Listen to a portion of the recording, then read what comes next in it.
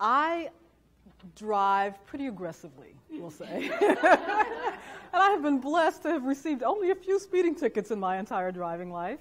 But one day I was living in California, driving up from Sunnyvale, near San Jose, where I lived, up to San Francisco for a meeting, and I was running a little late.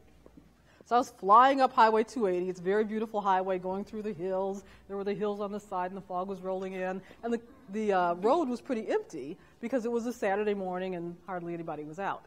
So I'm flying up the highway, and I look back in the rearview mirror, and sure enough, there's some flashing lights. And I thought, oh my gosh, maybe he's not after me. But he pulls up right behind me, flashes his lights, and I thought, oh, I guess I'm caught.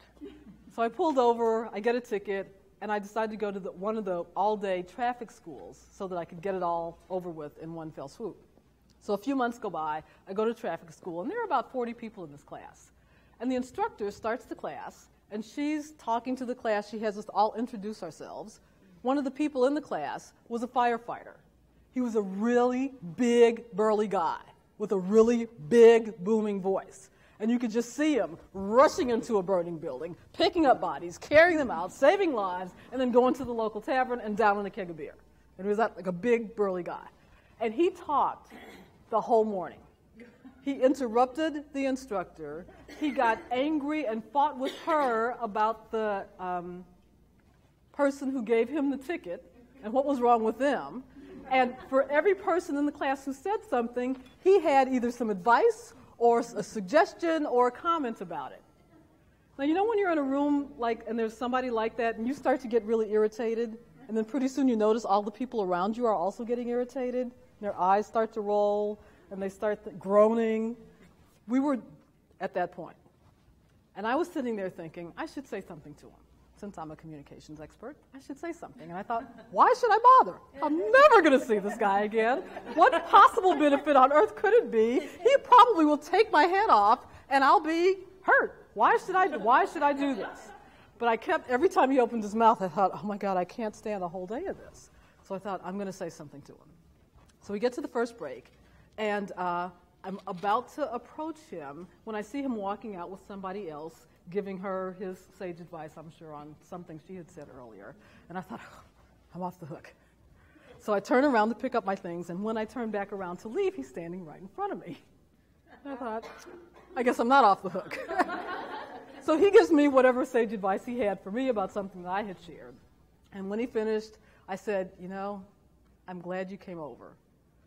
And I'm afraid to say this because I don't know how you're going to react. But every time you open your mouth, I get irritated. And then I stood there. And his reaction was, I'm sorry, I get a lot of that. And I thought to myself, I bet you do. And he said, I'll try to be better. And I thought, wow, well, that turned out a lot differently than I expected. Great. So we walked out. We had a really nice conversation over break. We came back in. And after the break was over, the instructor starts talking again. He raised his hand. She called on him. He said 2 sentences and stopped. I was like, wow, that was great. Time goes on. She calls on him again. He raises his hand. She called on him. He said his 2 sentences, put his hand down, stopped talking. One more time. He raised his hand. She didn't call on him right away. He kept his hand up, politely, quietly. She called on him. He said a couple of sentences and stopped. I was like, wow, this is great. One more time, he raised his hand. She, again, didn't call on him right away.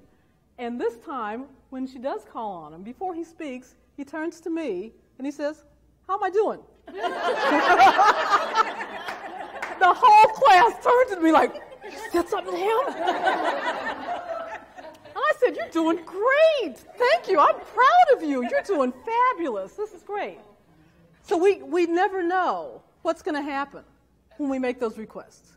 So start where you are. I was afraid if I said anything, he was going to get angry. So when we do that, it really does kind of take the wind out of their sails and lets them feel where you are so that it's not you attacking them, it's just you expressing.